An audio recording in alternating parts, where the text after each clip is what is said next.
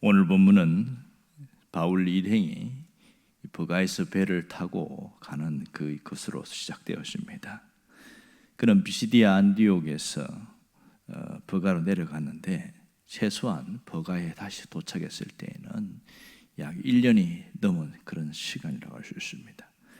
그는 풍토병 때문에 어쩔 수 없이 버가를 지나쳐야 했지만 다시 이제 돌아가는 길에는 버가에서 머물러서 복음을 전하게 되었습니다. 여기서 몇 달을 아마 있었을 수도 있습니다. 그러다가 버가에서 아달리아로 내려가서 다시 안디옥으로 가는데 버가에서 아달리아는 약 한 10km 정도 됩니다. 그러니까 버가 옆에 있는 항구 마을이라고 할 수 있죠.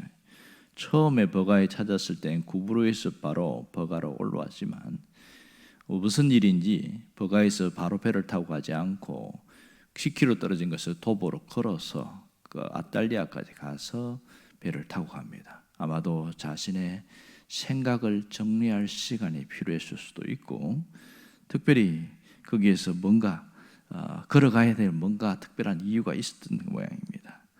연대기로 계산하면 주후 45년 봄쯤 되어집니다. 그러니까 여기서 이제 안디옥으로 돌아오는데 최소한 1년 반에서 2년 정도, 그러니까 1차 전도 여행은 한 1년 반에서 2년 사이에 그렇게 이어지죠. 오늘 본문 26절에 보면 안디옥 교회에 대하여 이렇게 말하고 있습니다. 거기서 배를 타고 안디옥에 이르는데 두 사도가 그 일을 위하여 전에 하나님의 은혜에 부탁하던 곳이다. 하나님의 은혜에 부탁하던 곳, 여기가 어디입니까? 수리아 안디옥을 말하고 있지요. 하나님의 은혜에 부탁했다. 파송받을 때 그 사람들이 그렇게 얘기한 거예요. 여기서 부탁하다라는 파라디돔이라는 헬라어는 위탁하다 이런 뜻입니다. 위탁하다. 하나님의 은혜에 위탁을 했다 이런 뜻이죠. 그러니까 안디옥 교회의 교인들은 선교비를 매달 얼마를 지원할 것인가, 선교 전략을 어떻게 짤 것인가 그런 것을 생각하지 않고 전적으로 하나님의 은혜에 모든 것을 위탁했다는 걸 알 수 있습니다. 그들은 자신의 섭리 속에서 역사하시는 하나님을 경험하였기에 바울의 모든 선교 일정도 하나님의 은혜에 위탁하는 것을 알 수 있습니다.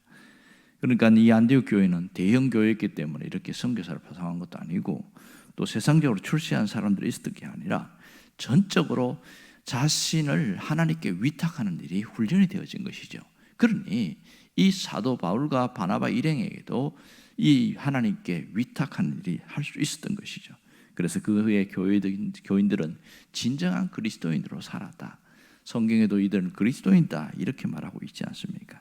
결국은 바울도 이것을 체험했기 때문에 가는 교회마다 마지막에 돌아올 때에 각 교회의 장로들을 세우고 루스드라에도 세우고 버가에도 세우고 다 세웠겠죠.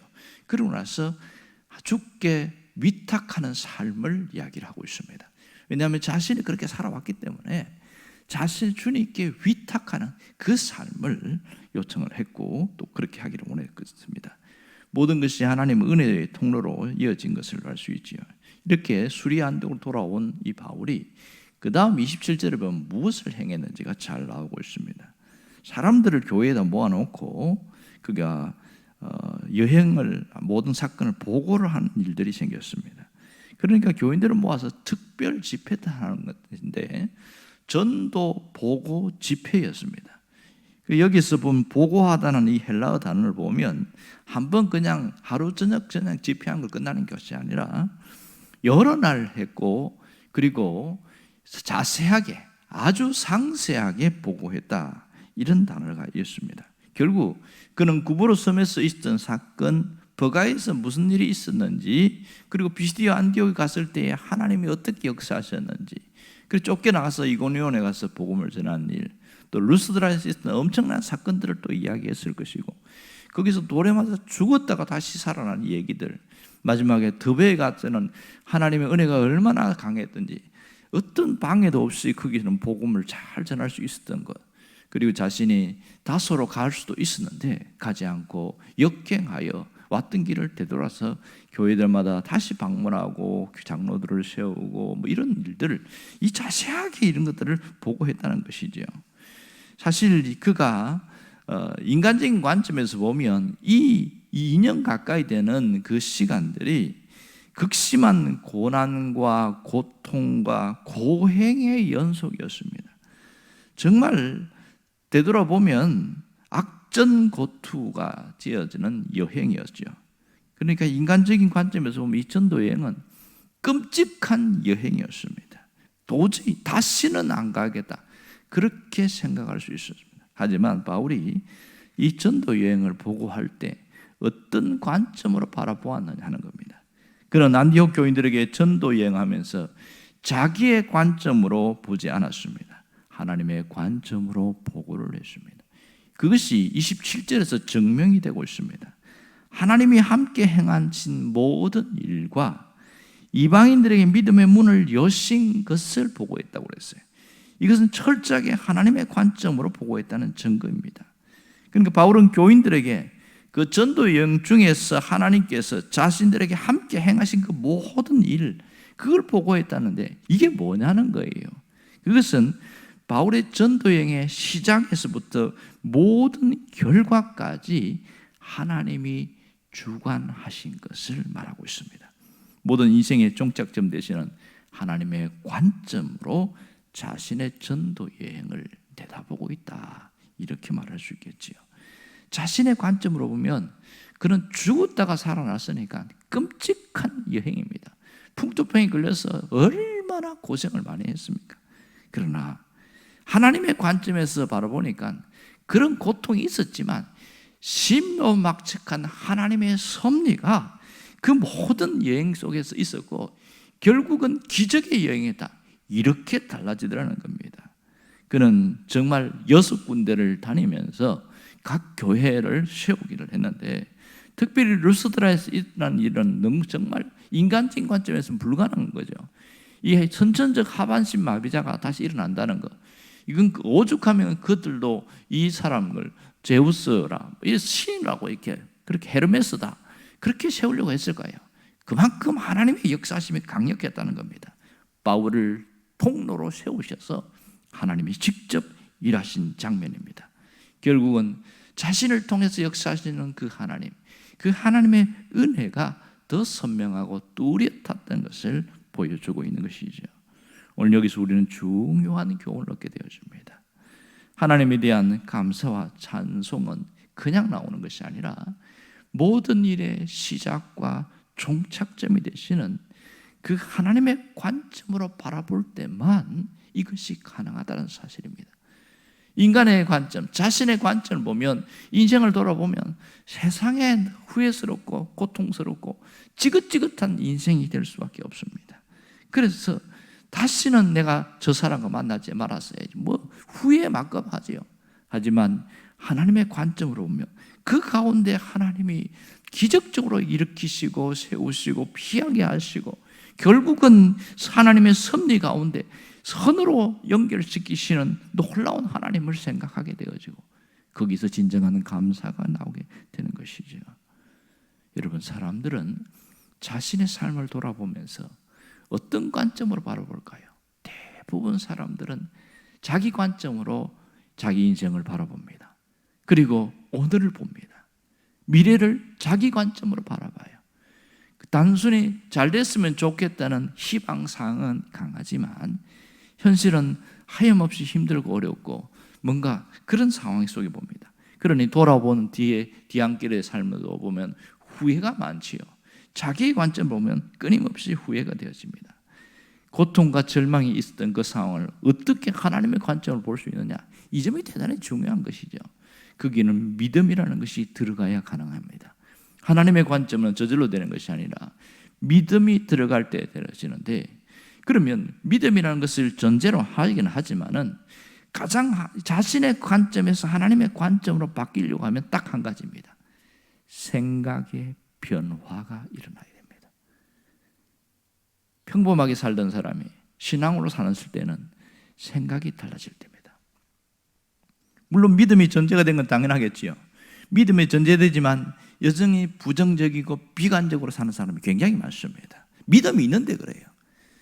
그러나 그런 믿음 속에서 생각의 전환이 일어날 때 관점이 달라지는 거예요. 보는 게 달라져요. 자신의 비관적이고 부정적인 것만 본 것이 아니라, 어두운 것만 보는 것이 아니라 낙관적으로 보게 되어집니다. 왜요? 하나님의 관점으로 보니까. 지금 앞으로 일들이 두렵고 이제 안 좋은 일들이 뻔히 보여요. 하지만 그 가운데서 하나님의 관점으로 생각이 전환이 일어나면 그게 강력한 믿음이 있고, 내가 기도하면 하나님이 역사하시겠구나, 그런 놀라운 용기가 생기게 되는 거예요. 이게 다른 겁니다. 기도 누가 하는 줄 아세요? 생각이 달라진 사람이 기도합니다. 내가 이렇게 있을 게 아니라 정말 하나님께 집중해서 기도해야지. 생각이 딱 달라지면 기도의 차례 나오게 되어져요. 행동은 생각의 변화에서 일어납니다. 그러므로 믿음은 생각에서 달라지게 되어집니다. 우리 인생은 생각의 차이입니다. 변화는 생각에서 달라집니다. 여러분, 성경에 보면 그런 사람이 나오지요. 하박국이 그랬습니다. 하박국이 자신의 나라가 망하고 지금 짓밟히는 그런 현실을 보면서 하나님이 살아계시면 이럴 수가 있습니까? 하나님이 우리 택한 백성 선민이 이렇게 망하도록 내버려도 됩니까? 계속 묻고 따지고, 하나님이 계시면 절대 이러면 안 됩니다 이러면서 자신의 관점으로 계속 보니까 그 끔찍한 바벨론의 침공이 두려운 거예요. 그게 눈에 보이니까.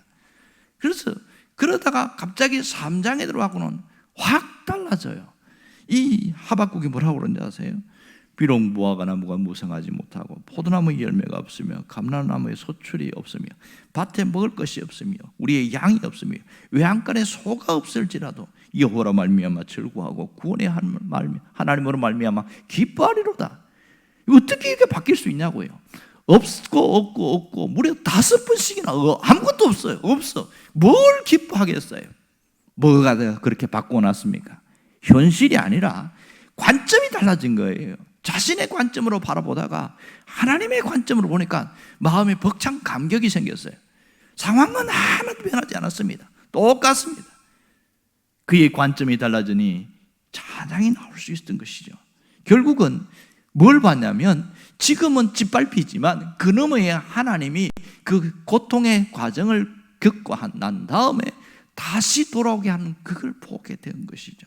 여러분, 예수님의 십자가야는 인간의 관점으로 보면 독배입니다.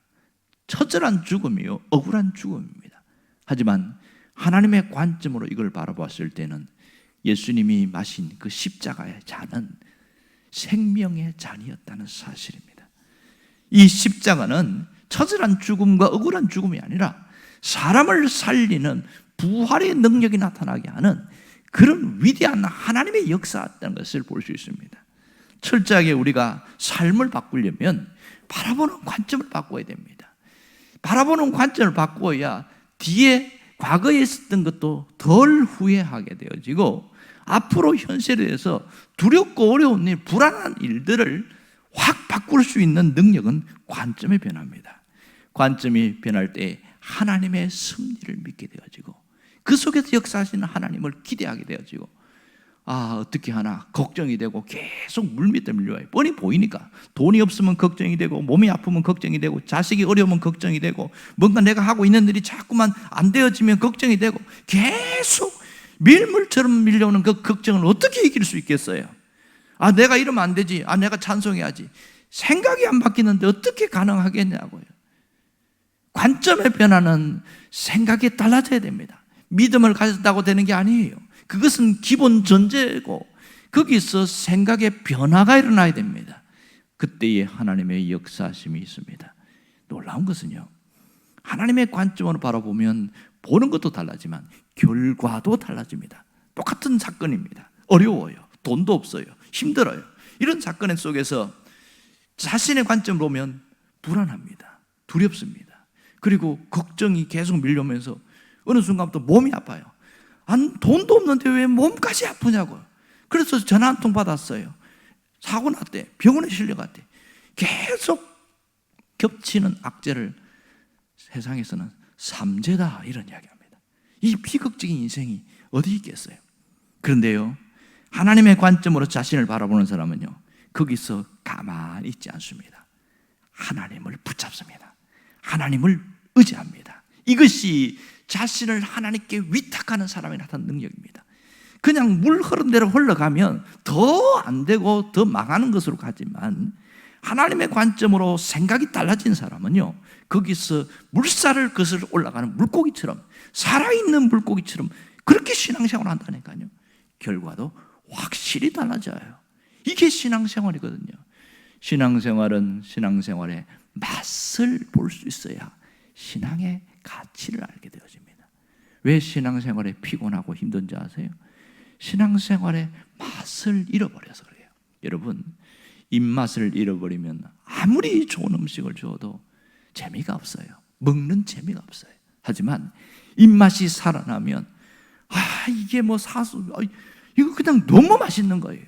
별것도 아닌데 된장찌개 하나도 너무 맛있는 거예요. 자기에게는 최고의 입맛이야. 음식이 바꾸었습니까? 아닙니다. 입맛이 바꾸었습니다.